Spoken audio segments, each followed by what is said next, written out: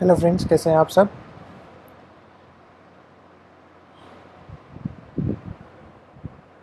Very warm welcome to you all. स्वागत है आपका आज की इस क्लास के अंदर। हम लोग वापस से नए नए ढेर सारे कंसेप्ट पढ़ने वाले हैं, नई चीज़ों के बारे में सीखने वाले हैं। तो देखते हैं आज कौन कौन लाइव अब मेरे साथ के अंदर कौन कौन जुड़ चुका है। जो जो अभी मेरे साथ में आ चुका है प्लीज़ लाइव सेक्शन के कमेंट सेक्शन के अंदर अपना हाई भेजिए। देखते हैं कौन कौन आ चुका है।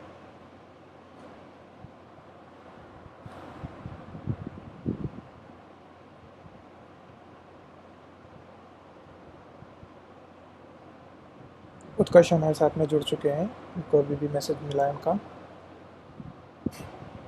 Hello Utkarsh, how are you.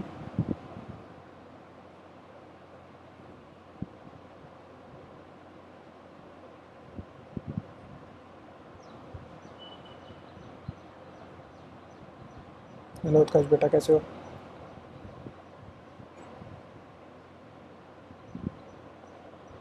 तो चलिए, आज की क्लास को हम लोग स्टार्ट करने वाले हैं बस अब कुछ ही देर के अंदर।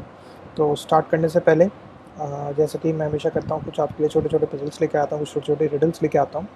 तो आज भी मैं आपके लिए एक छोटी सी रिडल लेके आया हूँ। एक तरीके की रिडल नहीं है, एक तरीके का मान लीजिए क्वेश्चन है या फिर कुछ भी। एक तरीके का पजल है जो कि मैं आपको दो तरीके से करना बताऊंगा। एक मैथमेटिकल तरीके से करना बताऊंगा कि कैसे किसी चीज़ को आप मैथमेटिक्स के थ्रू बहुत इजीली सॉल्व कर सकते हैं। सेकंड मैं आपको एक नॉर्मल तरीके से बताऊंगा, जैसे कि एक लेमैन, कोई भी एक नॉर्मल आदमी उस चीज़ को सोचेगा। तो मैं आपको बताता हूँ कि सबसे पहले तो पजल क्या है। तो आइए आपको मैं बताता हूँ।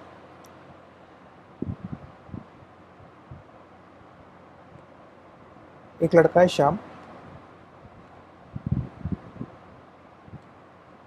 और ये है उसके फादर। मतलब एक सन और फादर का एक पेयर है। ठीक है। श्याम ऐसा बोलता है कि जब मेरे फादर की एज 31 थी। क्या थी? 31 थी। तो उस वक्त मैं 8 ईयर्स का था। क्या था उस वक्त में? 8 ईयर्स का। श्याम बोलता है कि कुछ साल पहले, कुछ समय पहले, उसने बताया नहीं कितने समय पहले, उसने कहा कि कुछ साल पहले मेरे फादर की एज थी 31 ईयर्स और उस वक्त मैं हुआ करता था 8 साल का।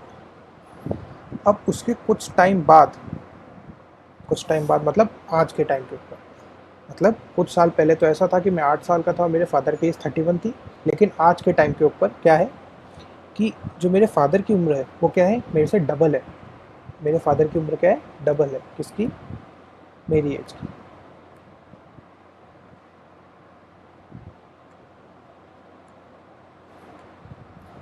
तो वो पूछ रहा है कि भाई मेरी एज क्या होगी, आप मेरे को बताओ। तो इस क्वेश्चन को आप सोचिए थोड़ा। मैं आपको दो तरीके से करना बताऊंगा इस क्वेश्चन को।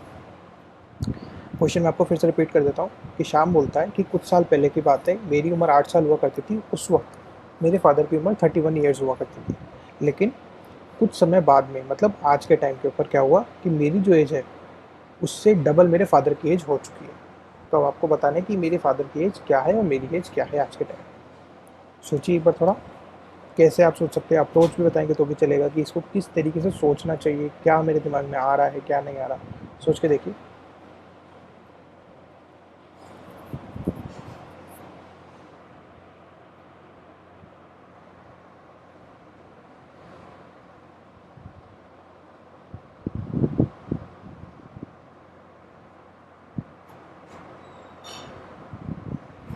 सोचिए, अगर किसी को इसका आंसर कुछ समझ में आ रहा है तो आप कमेंट सेक्शन के अंदर अपना आंसर डाल सकते हैं।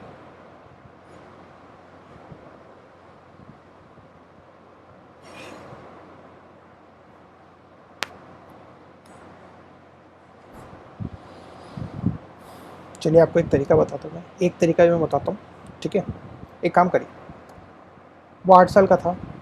कब था? स्टार्टिंग में 8 साल का था। अगले साल कितने साल का हो गया होगा?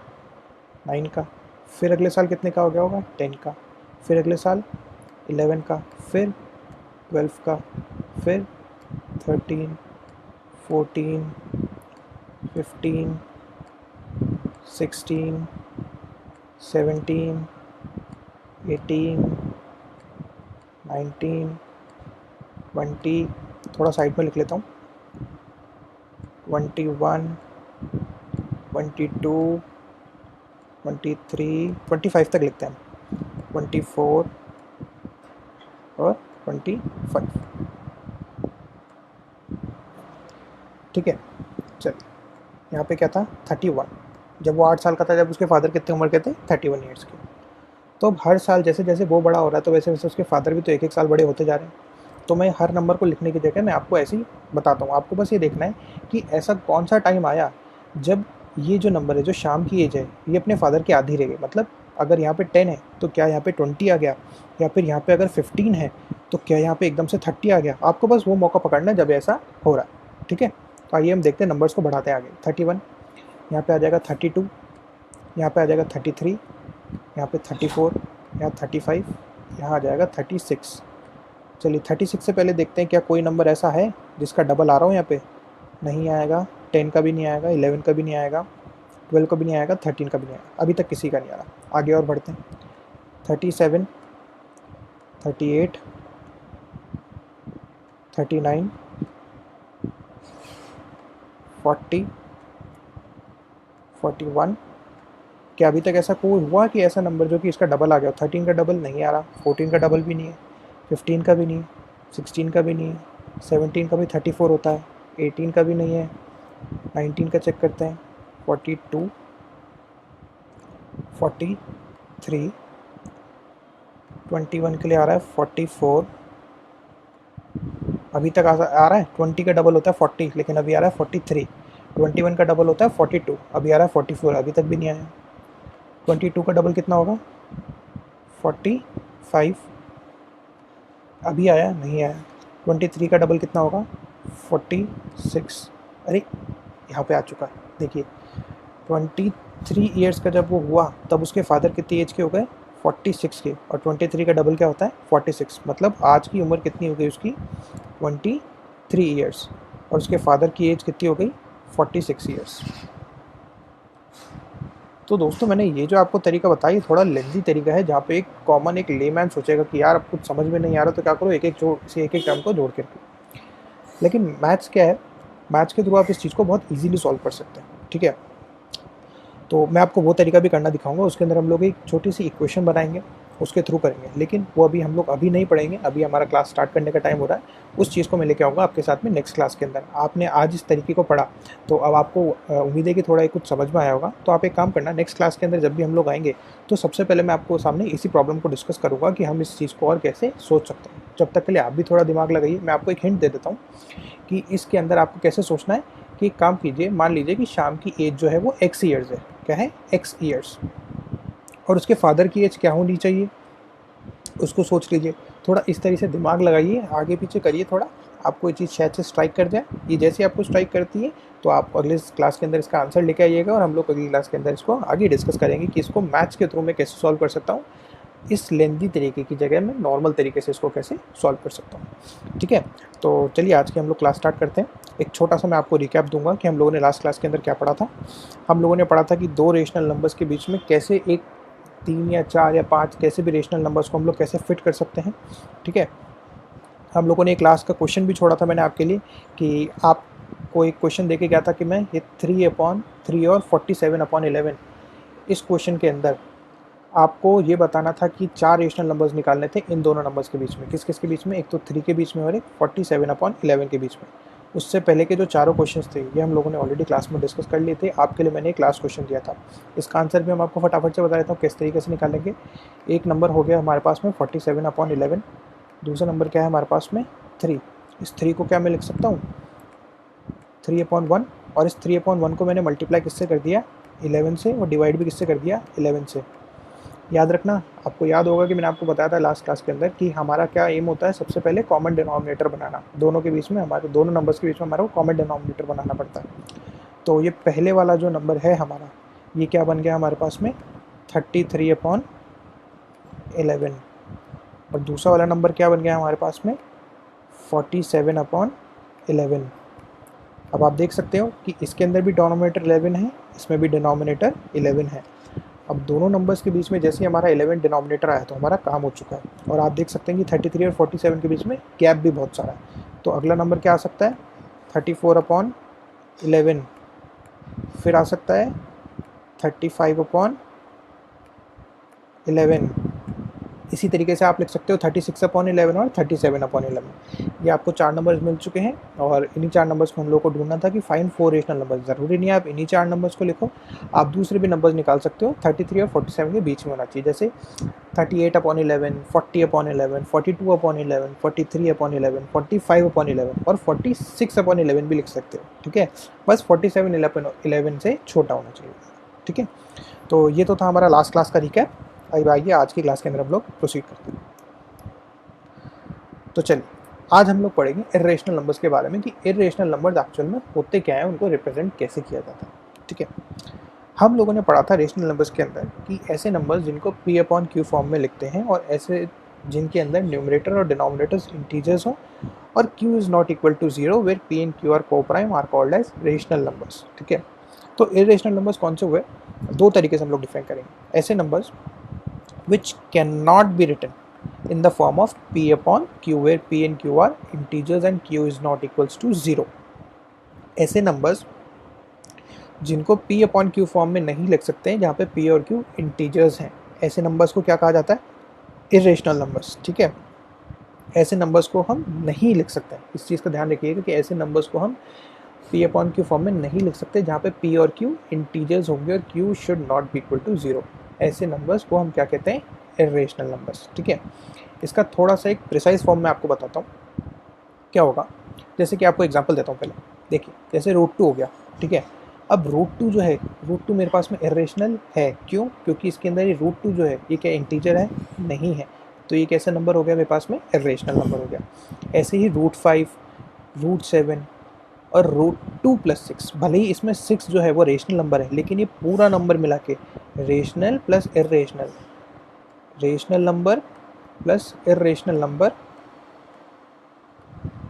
Is always equals to irrational number. इस चीज़ को याद रखिएगा। ठीक है, तो ये नंबर भी हमारा कैसा हो गया, इर्रेशनल नंबर हो गया। ठीक है, अब मैं आपको बताता हूँ इसको एक और डिफाइन करने का तरीका। वो क्या होता है, आपने जैसे पढ़ा था रेशनल नंबर्स के अंदर डेसिमल फॉर्म में, आपको याद है हम लोगों ने डेसिमल फॉर्म में रेशनल नंबर्स को पढ़ा था कि ऐसे नंबर्स जिनका कि टर्मिनेटिंग, या तो टर्मिनेटिंग एक्सपेंशन होता है, कैसा होता है, या तो टर्मिनेटिंग होता है, या फिर अगर नॉन टर्मिनेटिंग है, मैं आपको शॉर्ट फॉर्म में दिखा रहा हूँ, या तो टर्मिनेटिंग होता है या फिर नॉन टर्मिनेटिंग एंड रिपीटिंग।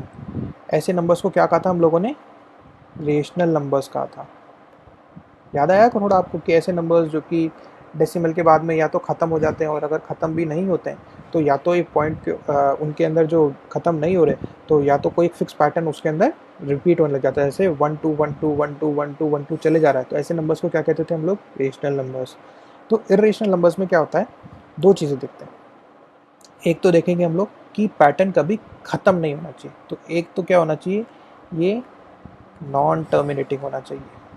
क्या होना चाहिए, नॉन टर्मिनेटिंग, पहली कंडीशन वो नॉन टर्मिनेटिंग होनी चाहिए। सेकंड कंडीशन क्या होगी, वो नॉन रिपीटिंग भी होना चाहिए। ऐसे नंबर्स जो कि रिपीट भी नहीं कर रहे हैं, कैसे, मैं आपको दिखाता हूँ, एक सेकंड। ये देखिए, irrational numbers represent those numbers which can be written in the decimal form, gives a non-terminating and non-repeating expansion। कैसा expansion, non-terminating और non-repeating। अब इसका मतलब क्या हुआ, सबसे पहले नॉन टर्मिनेटिंग तो हम लोगों ने पहले पढ़ा था, ऐसा नंबर जो कि डेसिमल के बाद में रुकता नहीं है। क्या होता है, जैसे 7.1 1 2 3 4 5 6 7, ये चलता जा रहा है, चलता जा रहा है, चलता जा रहा है, ये कैसा हो गया, नॉन टर्मिनेटिंग नंबर हो गया, जो कि डेसिमल के बाद में ख़त्म नहीं हो रहा है, नॉन टर्मिनेटिंग, जो टर्मिनेट नहीं होता। सेकंड एक्सप्रेशन, सेकंड टर्म क्या है मेरे पास में, नॉन रिपीटिंग। नॉन रिपीटिंग का मतलब क्या हो गया, ऐसा एक्सपेंशन जिसके अंदर जो पैटर्न है वो रिपीट नहीं हो रहा है। जैसे आप लोगों ने देखा था रेशनल नंबर्स में क्या था, 3 पॉइंट मैंने रखा है 1 2 1 2 1 2, तो जिसके अंदर आप ये देख सकते थे कि बार बार 1 2 जो है ये रिपीट हो रहा था, तो ये नंबर्स तो कौन से हो गए थे, रेशनल नंबर्स। लेकिन हमारे को इर्रेशनल नंबर्स में क्या प्रॉपर्टी होती है कि वो नॉन रिपीटिंग एक्सपेंशन होना चाहिए। इसका मतलब जो नंबर्स हैं वो रिपीट नहीं करने चाहिए, एक तरीके से वो जो फिक्स ब्लॉक होगा वो रिपीट नहीं करेगा। जैसे आप देख सकते हो उसमें ये क्या सीरीज दे रखी है, 1 1 2 3 4 5 6 7। अब इसमें ऐसा आपको कोई नंबर नहीं है जो कि रिपीट हो रहा हो, या फिर एक ऐसी कोई सी भी पैटर्न नहीं है जो कि रिपीट हो रहा हो। आपको मैं एग्जांपल्स दूंगा, उससे आपको थोड़ी और क्लियर होगी ये चीज़, ठीक है। जैसे कि मैंने एक और एग्जांपल दिया आपको, 3.10, फिर मैंने लिख दिया 100, और फिर मैंने लिख दिया 1000, और इसको मैं आगे बढ़ाता जा रहा हूँ, ठीक है। आप देख सकते हो इस चीज़ को कि मैंने इसको बढ़ा दिया है, ठीक है। तो अब देखो, पहले तो 10 आया था, 10, फिर 100 आ गया, फिर 1000 आ गया। तो इसके अंदर आपको ये चीज़ ध्यान रखनी है कि ये देखिए, इसके अंदर ये रिपीट नहीं हो रहा है। अगर ये रिपीट हो रहा हो तो कैसा पैटर्न चलता है, 10, फिर वापस 10, फिर वापस 10, फिर वापस 10। रिपीटेड फॉर्म उसको कहते हैं। लेकिन यहाँ पे नंबर्स चेंज हो रहे हैं। यहाँ पे पहले 10 था, फिर 100 आ गया, फिर 1000 आ गया, ठीक है। पहले 10 वाली टर्म थी 10, फिर 20 आ गए, 100, फिर 1000।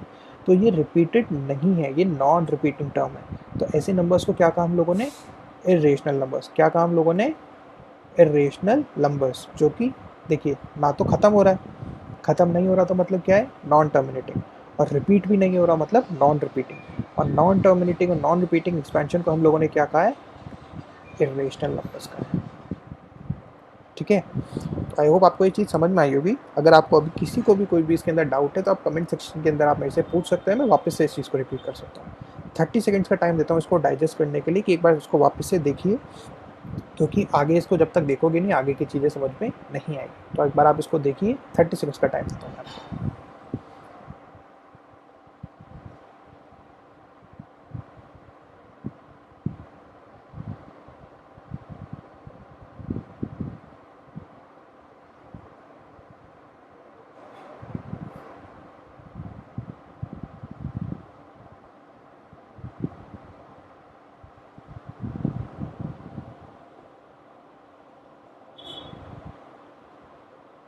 आई होप सबको ये चीज़ क्लियर है। चलिए आगे बढ़ते हैं। तो क्या पढ़ा हम लोगों ने कि non terminating and non repeating behaviour जिस टर्म का होता है उस टर्म को हम लोग क्या कहते हैं, इरेशनल नंबर। चलिए कुछ क्वेश्चंस लेता हूँ जिसके अंदर आपको ये चीज़, ठीक है। अब आपको बताना है ये रेशनल नंबर होगा या फिर इरेशनल नंबर होगा। Hello Nadeem, how are you. तो अब आपको बताना है वापस से ये चीज़ कि ये रेशनल नंबर होगा या फिर ये इरेशनल नंबर होगा, ठीक है। तो अब आप देखिए, इसके अंदर हम लोगों ने इरेशनल नंबर के लिए क्या पढ़ा था, इरेशनल नंबर के लिए कि ना तो वो टर्मिनेट होना चाहिए, non terminating and non repeating. Short form में लिख रहा हूँ मैं NT और NR, इसका मतलब non terminating and non repeating. अब आपको ये चीज़ बतानी है कि ये जो पहली टर्म मैंने लिखी है, क्या ये non terminating and non repeating है। अगर ये हुआ तो ये क्या हो जाएगा, इरेशनल नंबर हो जाएगा, ठीक है। अब देखते हैं, चलिए चेक करते हैं इसको। क्या ये टर्म कहीं पे ख़त्म हो रही है, नहीं हो रही। ये डॉट्स क्या बता रहे हैं कि ये ख़त्म नहीं हो रही, इसका मतलब पहली कंडीशन तो सेटिस्फाई हो चुकी, ये नॉन टर्मिनेटिंग तो है। अब चेक करना है कि नॉन रिपीटिंग भी होगा या नहीं होगा। नॉन रिपीटिंग का मतलब क्या है, टर्म्स कहीं भी फिक्स ब्लॉक कोई रिपीट नहीं हो रहा। अब देखिए 313 827 2391 443, मेरे को इसके अंदर कोई सा भी पैटर्न रिपीटेड नहीं दिख रहा है। इसके अंदर मेरे को कोई सा भी डिजिट्स का एक ब्लॉक रिपीटेड नहीं दिख रहा, मतलब ये नॉन रिपीटिंग भी है। इसका मतलब ये नंबर कैसा हुआ, इरेशनल नंबर हुआ, ठीक है। आइए नेक्स्ट क्वेश्चन करते हैं। ये आया हमारे पास में अगला क्वेश्चन। अब इसके अंदर भी आपको चेक करना है कि क्या ये नॉन टर्मिनेटिंग और नॉन रिपीटिंग है। तो अब देखिए, क्या ये कहीं पे ख़त्म हो रहा है, नहीं हो रहा है, तो ये नंबर कैसा है, नॉन टर्मिनेटिंग। पहली कंडीशन सेटिस्फाई। सेकेंड कंडीशन, ये रिपीट नहीं होना चाहिए। देखिए यहाँ पे 111 213 14 15 16 17। अब आपको ये चीज़ दिख रही होगी इसके अंदर कि इसमें 12 आ रहा है, फिर 13 आ रहा है, फिर 14 आ रहा है, लेकिन ये रिपीट नहीं हो रहा, ये बार बार अलग नंबर्स आ रहे हैं, तो ये नॉन रिपीटिंग भी होगा। इसका मतलब ये भी कैसा नंबर हुआ, इरेशनल नंबर हुआ, ठीक है। आइए थर्ड क्वेश्चन पे देखते हैं। अब आ गया 3.12121212, ठीक है। सबसे पहली कंडीशन क्या चेक करनी है, नॉन टर्मिनेटिंग। क्या ये ख़त्म हो रहा है, नहीं हो रहा, मतलब ये नॉन टर्मिनेटिंग है क्या, बिल्कुल है सर, नॉन टर्मिनेटिंग है, ये ख़त्म नहीं हो रहा। सेकेंड कंडीशन, नॉन रिपीटिंग, ये चेक करना है कि क्या इसमें कोई डिजिट्स का पैटर्न रिपीट हो रहा है। देखते हैं। अब देखिए इसमें 1 2 आया, फिर वापस से 1 2 आ गया, फिर वापस से 1 2 आ गया, फिर वापस 1 2 आ गया, और ये पैटर्न बार बार रिपीट हो रहा है। इसका मतलब सेकंड कंडीशन सेटिस्फाई नहीं करी। ये कौन सा नंबर हो गया? ये रेशनल नंबर हो गया। नदीम बेटा आएगा समझ में। आप अगर स्टार्टिंग से थे क्लास के अंदर, मैं आपको वापस से एक चीज़ बताता हूँ। क्या पढ़ा हम लोगों ने भी कि इर्रेशनल नंबर्स कौन से नंबर होंगे जो कि डेसिमल के बाद में ना तो ख़त्म होते हैं और ना रिपीट होते हैं। ठीक है, इर्रेशनल नंबर्स कौन से नंबर्स हुए जो कि नॉन टर्मिनेटिंग है और नॉन रिपीटिंग है। नॉन टर्मिनेटिंग का मतलब क्या हो गया कि यहाँ पे 2 पॉइंट लगा, इस पॉइंट के बाद में ये ख़त्म नहीं हो रहा ना, ये देखिए ये ख़त्म नहीं हो रहा है, चलता जा रहा है चलता जा रहा है चलता जा रहा है। इसका मतलब ये नंबर कैसा हुआ? नॉन टर्मिनेटिंग नंबर हुआ। नॉन टर्मिनेटिंग मतलब जो कभी ख़त्म नहीं हो रहा। सेकेंड नंबर क्या है? Non repeating. नॉन रिपीटिंग का मतलब क्या हुआ कि डेसिमल के बाद में जो भी एक ब्लॉक है डिजिट्स का वो रिपीट नहीं हो रहा। तो देखिए 31382723914443, इसमें कोई सी भी डिजिट ऐसी नहीं है जो कि रिपीट हो रही हो। कोई सी भी डिजिट ऐसी नहीं है जो कि बार बार रिपीट हो रही हो, एक फिक्स ब्लॉक रिपीट हो रहा। ठीक है, तो ऐसे नंबर्स को हम लोगों ने क्या कहा? इर्रेशनल नंबर्स, जो कि ना तो ख़त्म होते हैं और ना ही रिपीट होते हैं। अभी मैं कुछ आपको एग्जांपल्स दूंगा। बेटा रेशनल नंबर्स की definition P upon Q form के अंदर हम लोगों ने लास्ट में पढ़ी थी कि ऐसे नंबर्स जो कि पी अपॉन क्यू फॉर्म में एक्सप्रेस हो सकते हैं और पी और क्यू इंटीजर्स होते हैं and Q is not equals to 0। ठीक है, भले मैं आपको एक बार वापस से बता देता हूँ। रेशनल नंबर्स कौन से हो गए? ऐसे नंबर्स जो या तो टर्मिनेटिंग होते हैं या फिर नॉन टर्मिनेटिंग एंड रिपीटिंग। आपको मेरा लास्ट लेक्चर की एक बार स्लाइड देखनी पड़ेगी। आपको उसके अंदर मैंने रेशनल नंबर्स का पूरा अच्छे से समझा रखा है। अभी इस क्लास के अंदर मैं रेशनल नंबर्स के ऊपर वापस से नहीं जा पाऊंगा, अदरवाइज आगे का टॉपिक छूट जाएगा। आपको एक ब्रीफ दे देता हूँ मैं कि वो ख़त्म नहीं हो रहे। अभी एग्जाम्पल से आपको ये चीज़ समझ में आएगी। अब आप देखिए 3 पॉइंट, ये जो थर्ड एग्जाम्पल है 3.12121212 जो चल रहा है, ये ख़त्म तो नहीं हो रहा, ये नॉन टर्मिनेटिंग है। और साथ के अंदर ये आप देखिए 1 2 वाली जो डिजिट है ये बार बार रिपीट हो रही है। ये 1 2 आया, फिर वापस से 1 2 आ गया, फिर वापस 1 2 आ गया, फिर वापस 1 2 आ गया। ये बार बार क्या हो रहा है? रिपीट हो रहा है। तो ये नंबर्स कौन से हुए? रेशनल नंबर्स हुए। ठीक है, अब आगे वाले एग्जाम्पल्स देखते हैं। थर्ड एग्जाम्पल, इसके अंदर हमारे को क्या बताना है? वापस से क्या हमारे को बताना है कि ये रेशनल नंबर हो गया है, इर्रेशनल नंबर हुआ। ठीक है, अब एक काम करिए, आप इसको एक बार चेक करके बताइए कि रेशनल होगा या इर्रेशनल होगा। मैं आपको 30 सेकेंड्स का टाइम देता हूँ कि रेशनल है या इर्रेशनल। चेक करके बताइए। कमेंट सेक्शन के अंदर आप अपना आंसर दे सकते हो।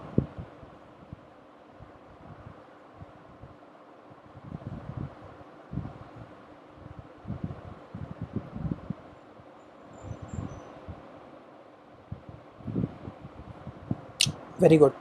देखिए ये बिल्कुल नॉन टर्मिनेटिंग है, नॉन रिपीटिंग है, एकदम सही बोला आपने। ठीक है, अब आप देखिए इसको, ये ना तो ख़त्म हो रहा है कहीं पे भी, टर्मिनेट नहीं हो रहा, और इसके अंदर देखिए पहले 1 0 आया, फिर 1 0 आया। वेरी गुड, ये इर्रेशनल नंबर है। ये क्या है? इर्रेशनल नंबर है। ठीक है, अब इसमें पहले 1 0 आया, फिर 1 0 आया, फिर 1 0 आया। तो ये नंबर कैसा हो गया हमारे पास में? इर्रेशनल नंबर हो गया, जिसके अंदर ना तो टर्मिनेट हो रहा है और ना रिपीट हो रहा है। आइए अगला क्वेश्चन देखते हैं। बेटा इस वाले क्वेश्चन को बताओ अब कि ये टर्मिनेटिंग होगा या ये नॉन टर्मिनेटिंग होगा। चेक करके बताओ कि रेशनल नंबर या इरेशनल नंबर में से क्या होगा।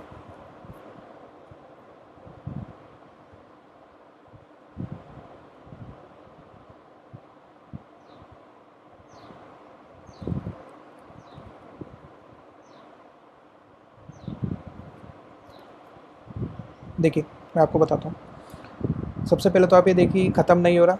अगर ये एंड नहीं हो रहा है, वेरी गुड, ये इरेशनल नंबर होगा। ये ख़त्म नहीं हो रहा मतलब ये नॉन टर्मिनेटिंग है, और ये रिपीट भी नहीं हो रहा। पहले 1 4 आया, फिर 1 4 फिर 1 4 तो ये कैसा हो गया?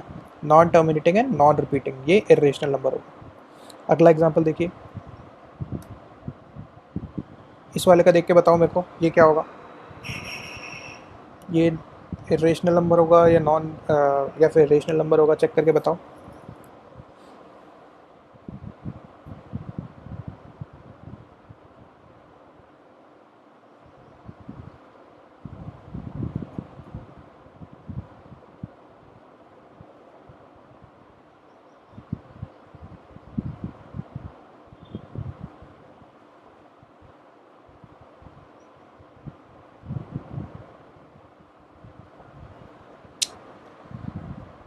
वेरी गुड, ये भी इरेशनल होगा। क्यों इरेशनल होगा? कई बच्चे इसके अंदर क्या करते हैं, स्टार्टिंग में ये चीज़ देख लेते हैं 2 3 आया, फिर वापस 2 3 आया, लेकिन वो आगे वाली चीज़ के ऊपर जाते ही नहीं है। वेरी गुड, ये इरेशनल ही होगा। क्यों? क्योंकि 2 3 तो ठीक है, लेकिन आप उसके बाद में देखिए 2 4 आ चुका है, फिर वापस से, यस ये इरेशनल ही होगा।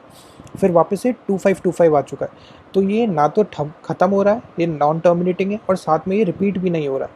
ठीक है, कई स्टूडेंट्स कैसे कंफ्यूज हो जाते हैं कि 23 आगे की 4 डिजिट देखी, उसी के अंदर बता दिया ये रेशनल नंबर होगा, लेकिन नहीं, ये कैसा नंबर होगा?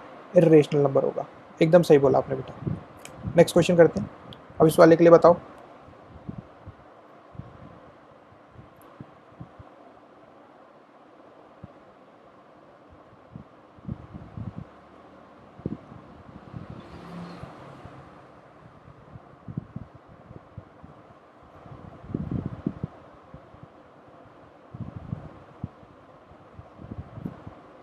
ये वाला क्वेश्चन देख के बताओ।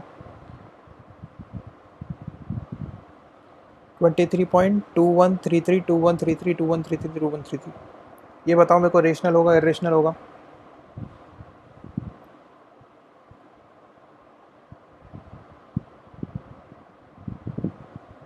वेरी गुड, ये कैसा होगा? देखिए, ना तो ख़त्म हो रहा है, तो ये नॉन टर्मिनेट हो गया, लेकिन ये रिपीट हो रहा है। ये देखिए 2133 एकदम सही बोला बेटा आपने। 2133 ये कैसा होगा? ये रेशनल नंबर होगा, ये इरेशनल नहीं होगा। नेक्स्ट क्वेश्चन करते हैं फटाफट से, 2 क्वेश्चन और बचे हैं, फटाफट से इनके आंसर और दीजिए। ये पहला,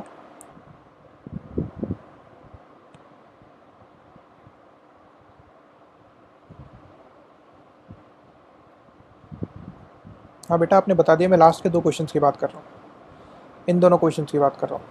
ये नए क्वेश्चन दिए मैंने अभी।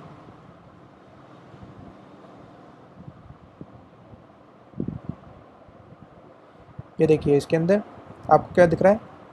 812 बार बार रिपीट हो रहा है, 812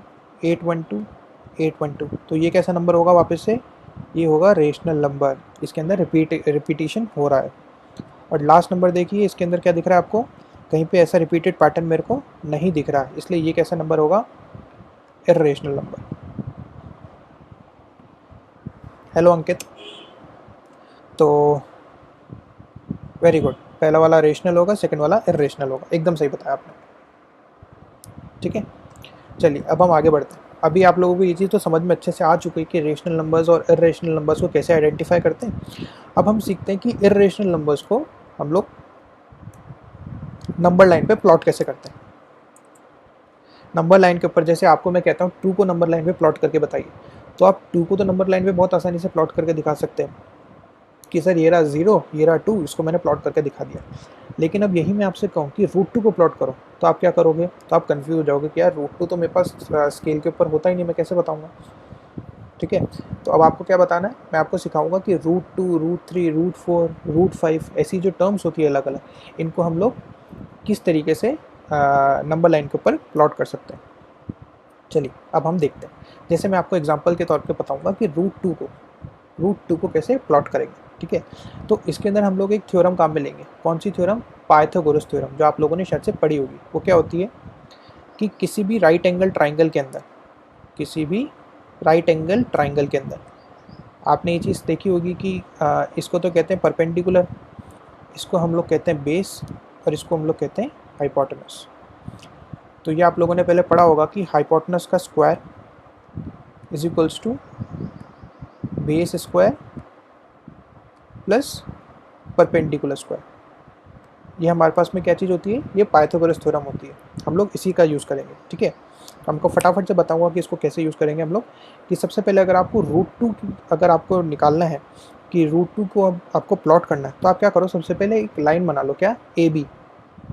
एक आपने लाइन बना ली, मैंने आपको एक ड्रॉ करके भी दिखा रहा है कि आपने AB लाइन बनाई। ठीक है, अब आपको क्या करना है, इसके ऊपर 1 यूनिट की एक स्पेस, मैं आपको इसको रिमूव करके दिखाता हूँ। आपको क्या करना है, 1 यूनिट की स्पेस का एक वो बनाना है, परपेंडिकुलर बनाना है। आपने क्या किया, पहले O से लेके यहाँ तक, आपको दिख रहा होगा ये, यहाँ से लेके यहाँ तक आपने क्या किया, पहले तो 1 यूनिट का एक स्पेस मार्क किया। उसके बाद में आपने क्या किया, यहाँ से एक 90 डिग्री पे लाइन खींच दी। कौन सी? 1 यूनिट की। अभी हम क्यों कर रहे हैं, आपको अभी समझ में आएगा कि हम ऐसा क्यों कर रहे हैं। ठीक है, आपको शायद से दिख रहा होगा इसके अंदर कि हम लोगों ने क्या किया, एक तो ओ से लेके 1 यूनिट की लाइन खींची और फिर 1 से वापस से एक परपेंडिकुलर ड्रॉ कर दी 1 यूनिट की वापस से, ठीक है। अब आप देखिए आपको क्या मार्क करना था, √2 बनाना था, ठीक है। √2 बनाने के लिए आपको क्या ज़रूरत है, अब आप ध्यान से देखिए कि जो ये वाला ट्राइंगल दिख रहा है आपको, ये जो ट्राइंगल बनेगा एक, इसके अंदर आपको देखिए मैं आपको अलग से बना के दिखाता हूँ। जो परपेंडिकुलर है वो तो 1 यूनिट की आई गई, जो बेस है वो भी हमारा 1 यूनिट का हो गया। अगर मैं आपसे कहूँ कि हाइपोटेनस कितने यूनिट की होगी तो आप कैसे निकालोगे, हाइपोटेनस का square is equals to base का स्क्वायर, मतलब 1 का स्क्वायर प्लस परपेंडिकुलर का स्क्वायर 1 का स्क्वायर। तो ये कितना आ गया, 1 का स्क्वायर तो 1 ही होगा और 1 का स्क्वायर भी 1 होगा, तो ये कितना आ गया 2। तो आपके पास में हाइपोटेनस की वैल्यू कितनी आ गई, ये स्क्वायर इधर जाके रूट बन जाएगा, तो हाइपोटेनस की वैल्यू कितनी आ गई, √2। ये चीज़ आपने एक्सपोनेंशियल फंक्शंस वगैरह में पढ़ी होगी कि जब स्क्वायर एक तरफ से दूसरी तरफ जाता था वो रूट बन जाता है। तो आपके पास में हाइपोटेनस कितनी आ गई, √2 आ गई। अब हाइपोटेनस क्या है हमारे पास में, OC, तो OC की लेंथ कितनी आ गई हमारे पास में, √2। ये देखिए OC की लेंथ कितनी आ गई हमारे पास में, √2, किस चीज़ से, पाइथागोरस थ्योरम से। ये आपकी बुक का ही क्वेश्चन है, ठीक है। इसको आप मतलब अपनी एक्सरसाइज के अंदर भी जाके देख सकते हो, √2 √3 ऐसे बहुत सारे एग्जांपल्स दे रखे हैं। मैं आज आपको √2 का एग्जांपल दे रहा हूँ, फिर अगली क्लास के अंदर मैं आपको √3 √4 √5 इन सब के एग्जांपल्स भी दूंगा। तो अब देखिए OC जो है ये कितनी यूनिट की आ गई, √2 यूनिट की। अब आपको कुछ नहीं करना, अब आपको कंपास लेना है OC यूनिट का, कहाँ से, एक पॉइंटर तो रखिए आप O के ऊपर और आपकी पेंसिल जो है उसको C के ऊपर मार्क कर दीजिए। तो आपका कंपास जितना खुलेगा वो OC लेंथ के जितना खुल जाएगा।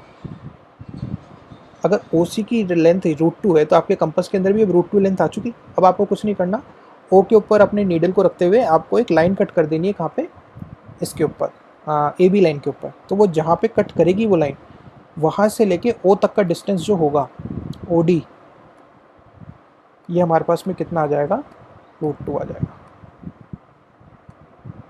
क्या आ जाएगा, √2, ठीक है। तो ऐसे आप लोगों ने क्या मार्क कर लिया, √2 लेंथ को आपने मार्क करना सीख लिया, कैसे, कहाँ पे, एक लाइन सेगमेंट के ऊपर, AB लाइन के ऊपर हम लोगों ने मार्क कर लिया किसको, √2 को। आप इसको अभी जाके भले एक बार चेक करके देखिए कि आप इसको, आपको समझ में आया नहीं आया, आप इसको एक बार एक नंबर लाइन के ऊपर प्लॉट करके देखिए, बहुत आसानी से प्लॉट हो जाएगा, ठीक है। तो ये तो हम लोगों ने सीख लिया √2 का। अब बेटा अगली क्लास जब होगी हमारी तब हम लोग सीखेंगे कि √3 को कैसे प्लॉट करना है, √4 को, √5 को, और उसके 1 या 2 क्लासेस बाद में हम लोग सीखेंगे किसी भी नंबर को कैसे प्लॉट करना है।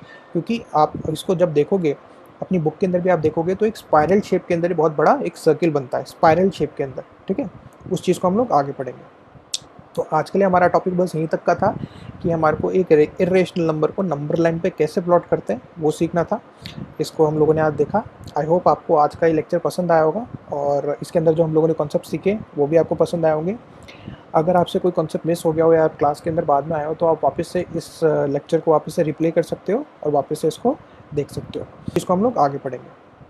तो आज के लिए हमारा टॉपिक बस यहीं तक का था कि हमारे को एक इरेशनल नंबर को नंबर लाइन पे कैसे प्लॉट करते हैं वो सीखना था। इसको हम लोगों ने आज देखा। आई होप आपको आज का ये लेक्चर पसंद आया होगा और इसके अंदर जो हम लोगों ने कॉन्सेप्ट सीखे वो भी आपको पसंद आए होंगे। अगर आपसे कोई कॉन्सेप्ट मिस हो गया हो या आप क्लास के अंदर बाद में आए हो तो आप वापस से इस लेक्चर को वापस से रिप्ले कर सकते हो और वापस से इसको देख सकते हो, ठीक है। तो आज के लिए दोस्तों इतना ही। अब हम लोग हमारी एक भी नेक्स्ट क्लास के अंदर मिलेंगे जिसके अंदर हम लोग पढ़ेंगे इसके आगे के topic. So thank you very much. हम मिलते हैं हम लोग हमारी नेक्स्ट क्लास के अंदर। Thank you.